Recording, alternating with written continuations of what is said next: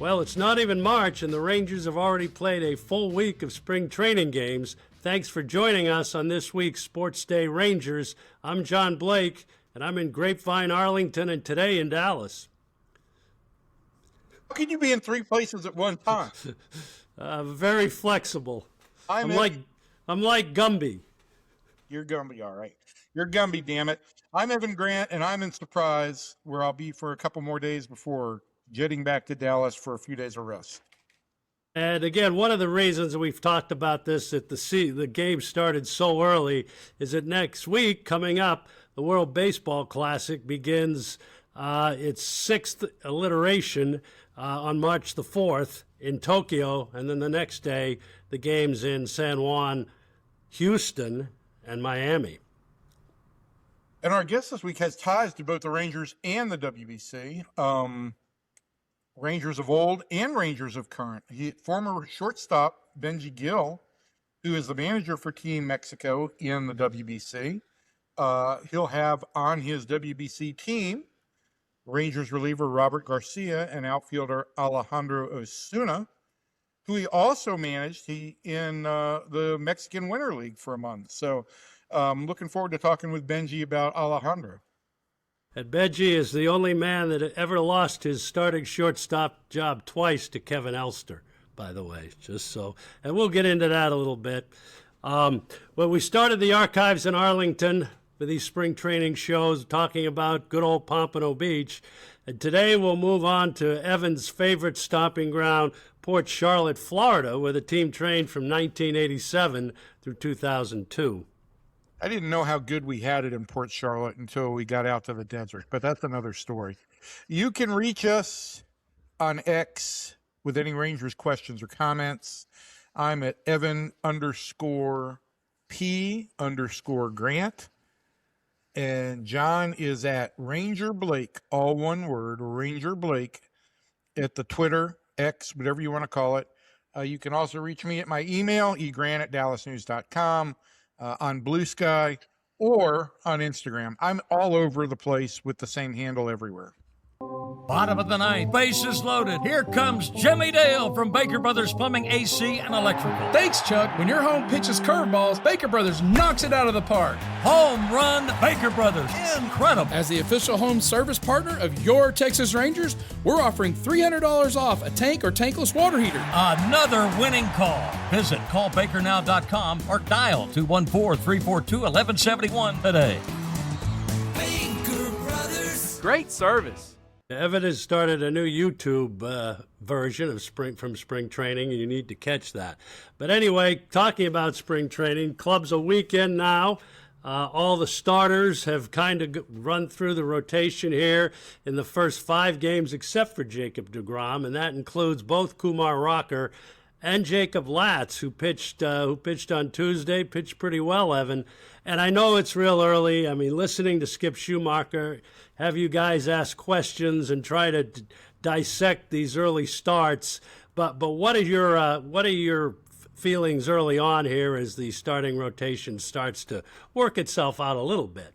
For me, John, the thing that stands out most is, seems like every spring we talk about the starting rotation and what's going to be the starting rotation. And this spring, obviously, the question is, will this offense bounce back? And to that, on that front, I've been impressed by what I've seen out of Josh Young in his first couple games. I know he did strike out in the at-bat I saw today before coming back over here to do the podcast, but his first 4 at-bats over his first 2 games, he'd made hard contact every time out, averaged 102.5 miles an hour off the bat. He hit a 2-strike pitch the other way for a base hit. Just looked like he was in a really good place with his at bats. I really have liked Evan Carter at the plate so far. He's had some good at bats against lefties early on. Certainly shown the patience that the Rangers expect for him. And it's a big year for both of those guys. So that's encouraging. On the starter side, John, I mean, and hopefully by the time we get this up, my column on Jacob Latz will air, but we'll have posted. But I'm excited about seeing Jacob Latz. And today, at Tuesday, he threw 2 shutout innings, allowed a bloop hit and did allow a hard hit double. But what stuck out to me was he threw first pitch strikes to 6 of the 8 hitters he faced. He got several swings and misses. And he threw about 5 curveballs in his 26 pitch outing. And that's something that he made mention of, that he's really trying to incorporate a little bit more into his rotation or into his repertoire, because if he does, now all of a sudden he becomes a true 4-pitch pitcher. And the dedication and determination he's shown to trying to win this starting job over the winter, and really even with his appearances last year, really has resonated with me. But it all comes down, I'm assuming, in Latz's case, and again, the efficiency and of Rocker this spring, is how this bullpen shakes out. And you've written a lot early on here about some of the younger guys, or some of the Ryan Lobuses and Gavin Colliers and Carter Baumler, who looked like he pitched again pretty well today. He did. I had a scout tell me that they were really impressed with what they saw today. So you've got these younger guys, but at the end of the day, it's going to kind of come down, isn't it, to Chris Martin and Garcia and maybe Alexis Diaz and some of the veteran pitchers, and how this comes together. Early spring training, you're always looking at kind of the new bright lights, right?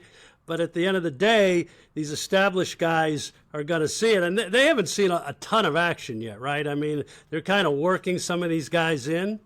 Correct. And you won't see Chris Martin until probably sometime next week. I mean, he is 39. He's got a long track record. He certainly had a number of injuries last year, so the Rangers are going to ease him in. And I think that's kind of what they did last spring with him. Alexis Diaz was pitching today when I left the ballpark, making his first spring outing. And so, yeah, they are going to fold those guys in slowly and build them up. But I do think that, where Jake Latz is concerned, a lot of what happens with him is not going to be determined by how he performs. It's going to be determined by what Kumar Rocker does. And if the Rangers feel comfortable that Kumar can hold down the number 5 spot, even if it's just for April, with the idea that Cody Bradford would be back, I think that they really like what Jacob can do in the bullpen. I did dig up one stat that's actually in the column that I wrote, but just to kind of amplify how much of a utility pitcher and in how valuable he was last year. Jacob had 85 innings pitched in the big leagues. He had a sub-3 ERA. I think for the year it was 2.84. He had a quality start and a save. He's the only pitcher in the big leagues to reach 50 innings and make all and have all of those thresholds. So that's why that is why the Rangers really are looking at him for. Certainly in the first month of the season, a multi-inning reliever is very valuable when your pitchers are, on more strict. Right. Especially when you've got older guys, too, like DeGrom and Evaldi and guys like that, too. 100%. And then later on, he may be an answer for a closer, or for even an old school kind of closer who could get you an out if you need to face a lefty in the 8th and then pitch the 9th. So that's the thing the Rangers are going to have to weigh. But I spoke to Jacob at length over the last week, and I really like where his head's at, and I like his approach. And as you and I are both aware, the last Rangers reliever that really committed to wanting to kind of convert to a starter and be outspoken about it was C.J. Wilson. Correct. And it worked out. That was 2010. I mean, that was a long time ago. And he was a workhorse on 2 teams that went to back-to-back World Series. Right. I think that Jake is in a good way. And one way or another, he's going to have a very important role on this team this year. Okay, let's get back, because you were talking hitting, and I'm interested in this because you're talking about the approach of Josh Young, the approach of Evan Carter, and obviously in these early games, you're looking at very small sample size. The starters are getting 2 at-bats. But have you noticed, going back the 10 days prior to the games, watching live BPs, watching the way they approach their work in the cages, can you tell if there's a difference, even looking back in those situations than what you may have seen last year? I think that what stuck out for some people in the live BPs, and look, John, you and I have watched live BPs for however long we've watched them, and we know that there's absolutely nothing to get out of them. I remember the first year that the Marlins existed, it was a big story when Orestes Estrada hit his first home run in batting practice. Okay. So people make a lot of stuff out of Right. very little at those points in time. But it was, how live batting practices work, and that's all about the pitchers. And so many hitters just go up there to track pitches and to get Right. the timing down and all of that. And their swings don't really matter. But more than one person, myself included, all were very much aware of the fact that Josh hit some balls hard during those live BPs, which is pretty rare. So I do think that this has been a consistent thing for him this spring. And he's talked about being more obsessed with the process and getting back to the process and trying to get away from being so hung up on results. And so far it looks good, but and everybody keeps saying every day, well, it's February 23rd, it's February 20th. And I get all of that, but this is all you have to go on so far. And so far it looks good. Second base, I mean, a very unfortunate injury to Cody Freeman with the back that's going to put him out 4 to 6 weeks. And you've written this too, while they're not officially saying, Josh Smith, it's your job at second base, it's really the only position he's playing right now in these early games, and all indications would appear that that's the way it's going to go if he stays healthy. Yeah, I really don't think there's much of a real competition at second base. Maybe there's some, if Duran shows that he's in a position where he is really hitting some left-handed pitching, maybe there's a situation that arises where the Rangers create more of a platoon situation. But look, when Josh sits out, it's going to be against a lefty anyway. So we're talking about maybe 10 or 15 games difference, even if he's a full-time player. He's going to sit out against some lefties. And if he's a platoon player, maybe that means he sits out 30 games as opposed to 15 games. But I don't think that there is much competition there. I think that Cody being out kind of takes that wrinkle out of it. Certainly the Rangers are going to look at incorporating Sam Haggerty into the utility role position, but he's really only a second baseman as a utility guy. Michael Hellman is kind of the same way. They both can play the outfield, but they're just kind of limited to second base as infielders. And that's why I think, Duran is so locked in as the utility infielder, because he's the one guy who can play shortstop. And the left side of the infield, right? I mean, that's right. Both positions if you need to do that. 100%. I think Cody Freeman can play a little bit of third base, but I think that, Duran is certainly able to play both positions on the left side of the field. The one wrinkle in all of that is if you really feel strongly about one of these second basemen, you could potentially keep Josh and move him over to short on the days that Corey Seager needs off. Yep. One of them at second base. So Yep. That's all still to be worked out. And Skip has really emphasized that, this is not strictly going to be about the 26 best performers in spring training, but about how the roster works best together to give them the most complete arsenal of weapons and tools that they can have. Okay, last one on the team for this week very quickly. Wyatt Langford makes his debut Tuesday. He is in center field to open that game. Anything significant about that to start? I think they're going to look at both Evan and Wyatt Langford in center field. I think that is Skip Schumacher's intention. I think the Rangers would like it if Evan can demonstrate to them that he can hold down center field. But you can't, based on the last couple of years, when Evan has been hurt as much as he has, and when he struggled against left-handed pitchers, you can't go into this spring just saying that Evan Carter is your center fielder. You've got to allow for some possibilities there. And so I think that they're going to get Wyatt some significant time in center field and look at that. But I think if everything works the way the Rangers would like, and Evan shows continued good patience and good approach against left-handed pitching, I think the Rangers are going to be more willing to let Evan Carter out of the gate, face some lefties, and play him in center field and play Wyatt in left. Well, like we said, a long way to go in spring training. It's hard to read. We've all seen the flash in the pans have great starts, and again, by the end of spring, they're long gone. So Anyway, our guest on the podcast this week is former Rangers shortstop Benji Gil. He had an 8-year career, half of it in Texas. He'll also manage Team Mexico in the World Baseball Classic, and we'll hear from Benji next.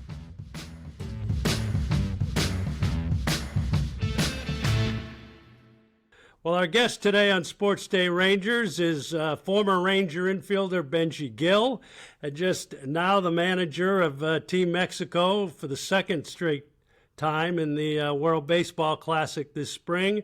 And Benji is a familiar face to Ranger fans. He was the number 1 pick, the Rangers, the 19th overall pick in the 1991 draft, outstanding high school pitcher and shortstop.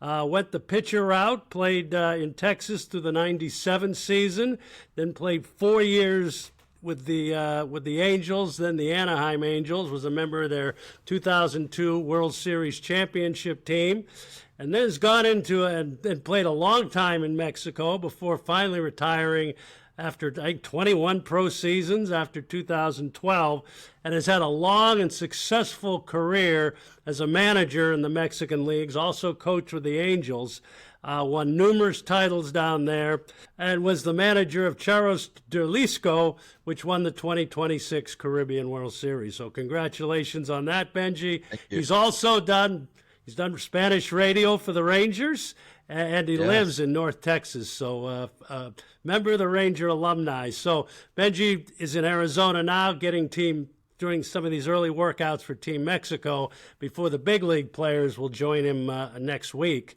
at Salt River Fields over in Scottsdale. So Benji, thanks for joining us, and I want to start with the Ranger piece. First question, you came out of high school, and I remember when we drafted you, it was pitcher or shortstop, and I think was it the Rangers' decision to draft you as a shortstop? What was your feeling then, whether to pitch or play short?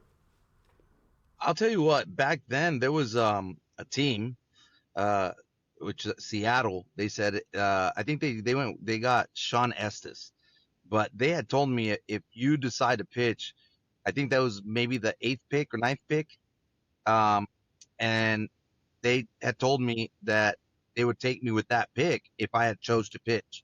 I didn't want to pitch. I wanted to hit. I thought I'd get bored pitching.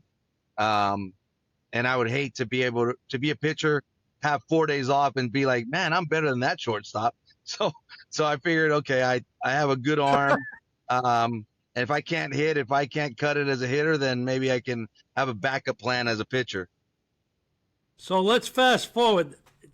You had played a year and a half in the minor leagues. You come to Major League Camp in 1993 as a non-roster player at 20 years old. Manny Lee gets hurt. A starting shortstop got hurt, and Benji K had a really good camp. So at 20 years old, never playing above A ball, which has only happened two other times in Ranger history, a guy making a jump from A ball to the majors. You're all of a sudden the starting shortstop on opening day in 1993. What was that camp like for you and that rise? I'll tell you what. So I had played in Gastonia, which is low A ball that previous summer, and went to winter ball, played winter ball, felt like I, had, made some major strides in who I wanted to become as a hitter and as a player. And my goal was to just get to Double A. I wanted to skip Port Charlotte and not be in the Florida humidity. So I had a really good camp, and actually Manny Lee had, I think, visa problems first, and then he got there, and 3 days after he gets there, and he got hurt. And then he got hurt, and that's what kind of allowed me to continue to stay playing.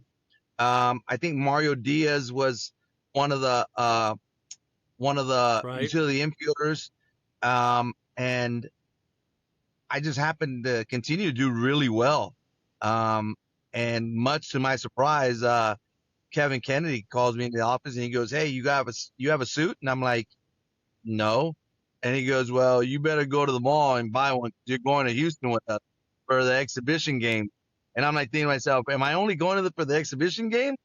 And he was like, "And you're breaking the club with us." So I was like, wow. I mean, for me, it was surreal to think that two of my idols, right, my biggest idols, one was Nolan and the other was Cal Ripken. Now I'm teammates with one, I'm only playing against the other in my first big league game. That was just incredible.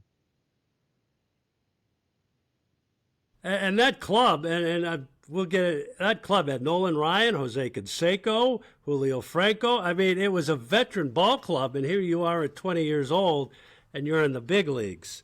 But so fast forward a little bit to 1995, Benji comes back and plays a whole season as the Rangers Rookie of the Year, comes to spring training as the incumbent shortstop in 1996. Has a herniated disc in his back. We have a shortstop, a non-roster guy who had not played a whole lot in the big leagues recently, in Kevin Elster.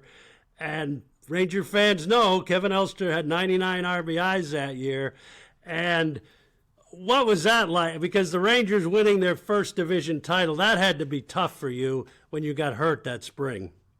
Yeah, and I'll tell you what. So I think at the time I had the best year as a shortstop since like Toby Hara.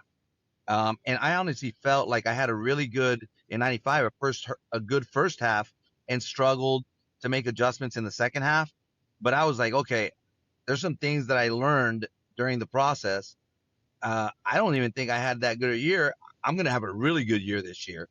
And talking about 96, and then I herniate the disc, and had surgery late in spring.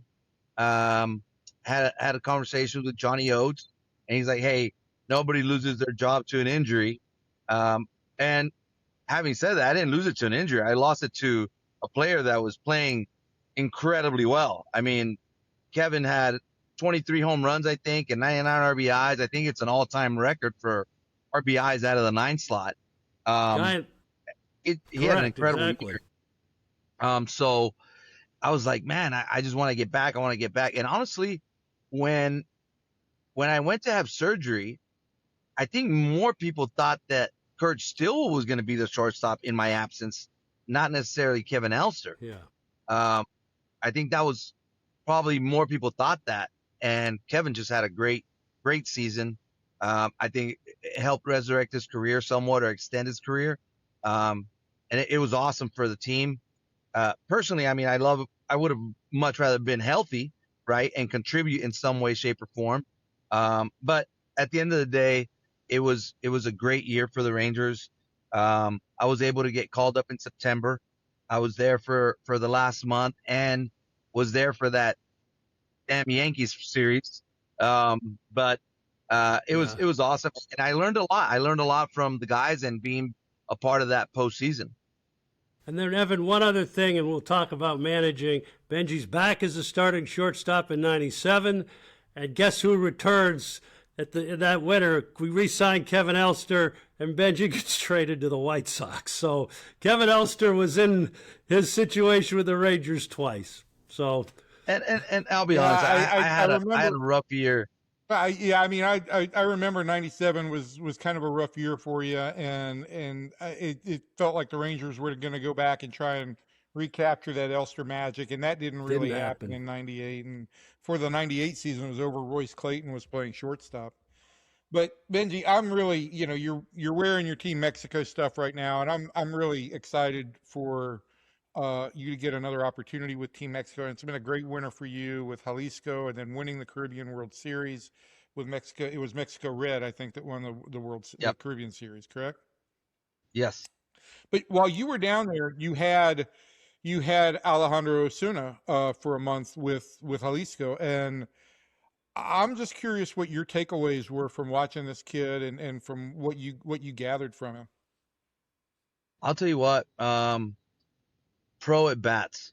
I think he didn't. We were trying to win. Obviously, he got there for just the last 2 weeks of the regular season, and then the postseason. And he did everything in his power to. I mean, he hit 7th in the lineup. He hit 2nd in the lineup. He hit 5th, I think 6th, and then he ended up being our leadoff hitter. For a while too.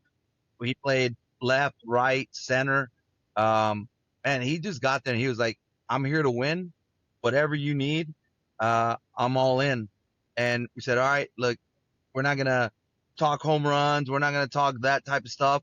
Just give us quality at bats, and be the best winning player you can be. And he was awesome. I mean, bunting, the way he's stealing bases, played excellent defense. Honestly, he played better defense in center field than I was expecting. And he just bought in. He bought into everything that it took to win. And I tell you what, the Rangers have a good one. The young player that wants to. He's like a sponge. He wants to learn. He wants to get better. And we talked about it after we had won.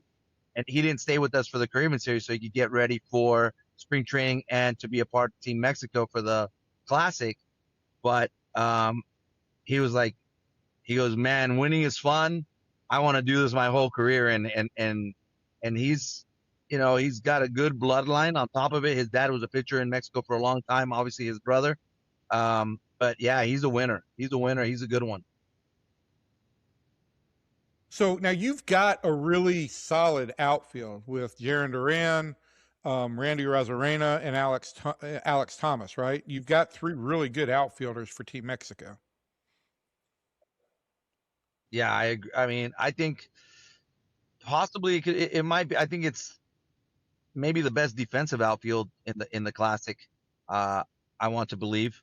And Alex, how much playing time is he going to get? I don't know, but it'll be a great experience. And whatever playing time he does get, I know he's going to take advantage of that opportunity. No, he said that. Listen, as much as he talked about watching his brother in the WBC in 2017 and how much that it then became a dream for him to represent Mexico in at some point in time. But he also talked about just how excited he was to have that time around Arozarena and around Duran and around Thomas to kind of really chat them up and talk. And I'm just wondering real quickly if you could explain, he's got some good outfielders here. He's got a good veteran in Brandon Nimmo. He's got 2 young good outfielders in Wyatt Langford and Evan Carter. But in this environment, right? In this environment where young guys kind of get to be more established teammates with veteran guys, and there's all this kind of common connection of heritage, how much do guys kind of get from the learning experience from one another in that environment? I'll tell you what, I think if you take what he's been able to grab onto that last month in Mexico and now this next 3 weeks coming up, I think it's like learning playoff baseball on steroids. I expect our team to do really well, and I think he's going to get some invaluable experiences. I think he's going to go back and he's going to be so pumped up to just be able to do anything that he can to help the Rangers win. I talked to Bobby Witt about his experience the last WBC where he didn't really play much. I think he only got 2 at-bats and he pinch ran. But he said that experience just changed him as a player, and it changed his hunger, and it changed the things that were important to him, right? Obviously, yeah, you want to make money and you want to do well personally, but it just puts into perspective why we play team sports, right? And to be a part of the team and to be a part of something bigger than just, playing baseball at a high level. Yeah, that's fantastic. One other Ranger I wanted to ask you about real quick before we let you get out of here. You'll have Robert Garcia in your bullpen. Obviously, I think your closer position is pretty settled with the best closer in the game right now, and Andres Munoz. But how do you envision using Robert out there? I think Robert is going to be obviously he's too good to be situational guy. And then we have Victor Vodnik. So I think, yeah, we might try and if there's an inning, if the 7th inning is a lefty righty lefty, then that's probably when we'll use him in the 7th. If if it's the 8th inning that lefties might be coming up, or there's a possibility of a pinch hitter that would be a lefty, then I'll use him there so that we stop other teams from bringing in whoever they might have. That's a good pinch hitter, right? So I see him as a 7th, 8th inning guy, depending on the matchups.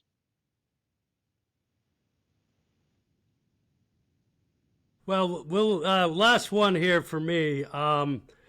So 3 years ago, your team, you got to the semifinals where you lost a nail biter, basically, to the eventual champion, Japan. How do you, and as you go into this here, a lot of your team is back, obviously. Your nucleus is pretty good. Guys are pretty much a lot of the same guys. How do you handicap this year's WBC, and especially for your chances? I'll tell you what, I think 3 teams have gotten better. Dominican is better. They were great last time, but they've gotten better. I think they're going to be more focused and hungrier. The U.S. has gotten better, especially on the pitching side. I think they don't want the title to leave the country, right? And I think Japan is really strong as well. I really do like our chances. I know maybe we don't compare to them on paper. At the end of the day, baseball is the one sport that a really good team can beat a super team on any given day. I really believe that. Maybe their pitching isn't great, or our pitching is really good that day. It could be, you put together a couple good at bats, a ground ball with eyes or a blue pit, and that could be the difference in a game, especially games that are where the pitching and the defense is good. Anything can happen in a game like that. So I think we're good enough to compete with anybody. And if we're competing, with the team we have, I believe we can beat anybody. If you ask me, can we beat the U.S. or the Dominican 6 games out of 10? Probably not. Can we beat them 1 game on 1 day? Absolutely. Hey, Benji, before we let you go, just last question. I think you play the U.S. 3rd game of the round robin, right? Yes. Who do you expect to face as the starter? I've heard Paul Skeens, and I've been telling our guys, when I talk to our hitters, I'm like, what a great opportunity you guys have. I mean, think about it. This is the toughest pitcher maybe since in 06 we faced Roger Clemens in an elimination game. I'm like, you guys get to go and face him, and whoever has great at bats against Paul Skeens, man, you're putting your footprint in Mexican history. So, Mexican baseball history. So just be excited that you have this opportunity. We want to play the best. We want to beat the best. And in order to do it, we are 100% going to have to beat 3 of the best teams possibly in the history of baseball. The U.S. team, the Dominican team, Japanese team, and quarterfinals, semifinals, and finals. Obviously thinking we're coming out of our group. We put together, 3 solid games where everybody's all in. We get a chance to make history. And honestly, I mean, I know I'm maybe getting ahead of myself, but if we're able to win this tournament against the teams that are in this tournament, I'd say it's one of the greatest accomplishments in international play at any level. I mean, I'm talking 1980 hockey gold medal type victory. I like that. I like that. Miracle on turf. Instead of miracle on ice, Yeah, we'll have miracle on turf. Benji, Miracle you've been in great. Miami. It's been great talking to you. Great catching up. I look forward to seeing Team Mexico, and I look forward to seeing you around this year at some point in time, too. So thanks for doing this. Thanks, Benji. We really appreciate it. Good luck.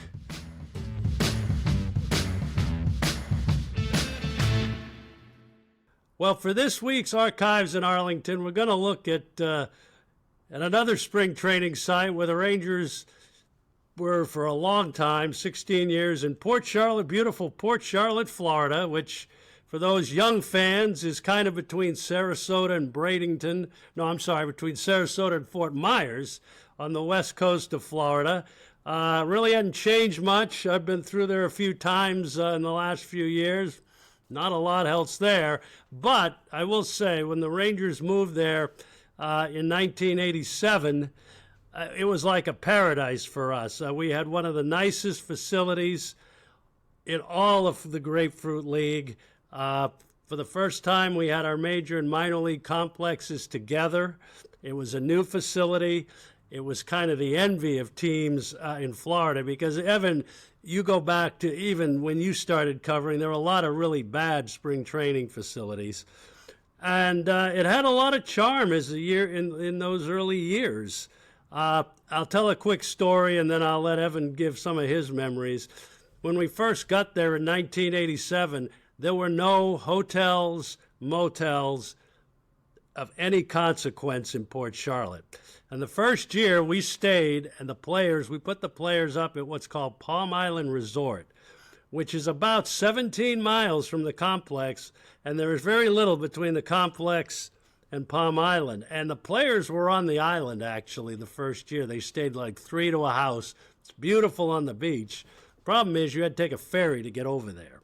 And what happened is, and this ferry did not run 24 hours, and there were guys that would, some fairly often, after having a night out on whatever town they were in, probably had to go to Sarasota or Fort Myers, and they would miss that last ferry, and those poor boys would be sleeping in their car for the night.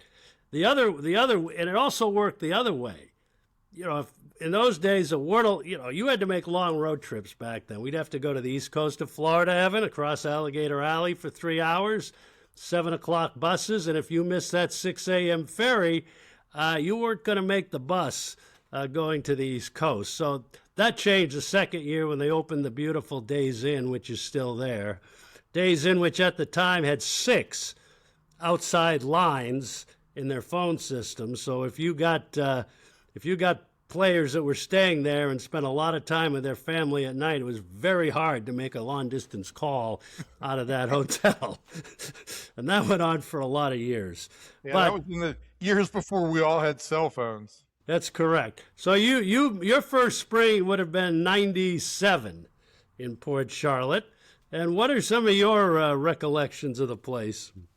Well, it was just, it had this kind of decrepit charm by that point in time, I guess would be the way I describe it. Point. The place really, it had been built, and when it was built, it obviously was the crown jewel, but it aged very quickly. And it had all these little peculiar elements to the facility, one of which was like, you know, during the middle of games, you'd see media members. I don't want to single anybody out here, but one of them may still be doing Ranger broadcasts, would walk up a ladder above the press box to the flat roof of the stadium and sunbathe for about the last 6 innings of the game. Yep. So that was a design element we put in that press box. But again, we also envisioned a bigger press box. So that one stood out. The other thing that I never got to see was a great story, and always Jerry Fraley told these stories in the best manner. But you apparently used to have, it was sponsored by the pest, the one of the mid-inning. Truly Nolan Pest Control. Truly Nolan Pest Control. Which used to have Volkswagen Bugs decorated like a mouse in South Florida. But it's a great story. They had kind of their version of the dot race, right? Was that they had 3 behind the outfield fence. Yep. 3 pests. 3 pests on yep, Mr. Roach, Mr. Ant, Mr. whatever, termite. Mosquito, I think. Mosquito, right? It has mosquito. And that they would run around behind the fence as the kind of the 7th inning dot race or whatever. And I guess one year, I don't know what year this would have been. I don't know what player this would have been, but some player, I think, got the bright idea to like string fishing wire somewhere along the way, and they were going like this, and all of a sudden You didn't see any roaches, any pests anymore. It was a great deal for Truly Nolan. They got rid of the pests. Right. But I And guess then- all the runners were tripped over by this. I believe Wayne Saladay was the emergency director management. in Yeah. Charlotte County. Also did the play-by-play and the PA of the pest race.